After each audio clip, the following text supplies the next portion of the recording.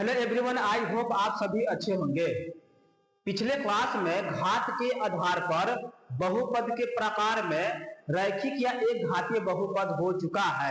इसके बाद द्विघात बहुपद आता है जिसको इंग्लिश में क्वाड्रेटिक पॉलिनोमियल्स बोलते हैं। इसकी परिभाषा कहता है जिस बहुपद में अधिकतम घात 2 हो उसे द्विघात बहुपद कहते हैं। इसके नामे में छिपा हुआ है द्वि। द्वि मतलब दो, घात मतलब पावर। जिस बहुपद के अधिकतम घात केवल 2 हो वह बहुपद क्या कहलाएगा? द्विघात बहुपद। एग्जाम्पल में 3y² - 5y + 10, इस बहुपद में अधिकतम घात 2 है और मिनिमम घात 1 है। तो यहां डिफिनेशन कहता है अधिकतम पावर अगर 2 हो तब वह बहुपद द्विघात बहुपद कहलाएगा।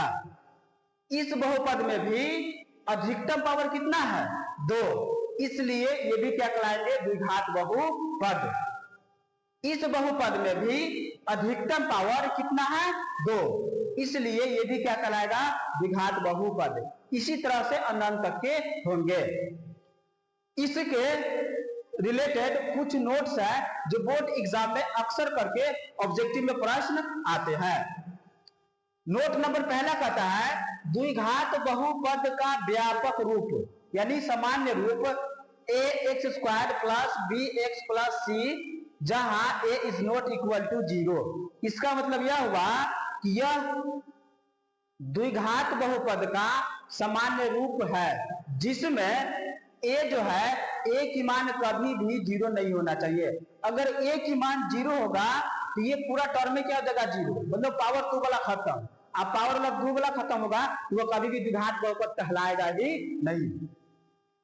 जहां a b c अचर राशि यानी a b c के स्थान पर कोई भी संख्या हो सकता है और x क्या है? तो x चर राशि यानी इसके स्थान पर x हो सकता है, y हो सकता है, z हो सकता है, m इत्यादि हो सकता है। नोट नंबर दूसरा, द्विघात बहुपद के 2 शून्यक होते हैं। चूंकि द्विघात बहुपद में अधिकतम घात कितना? 2, तो जय वो घात वो उतना उसका शून्यक।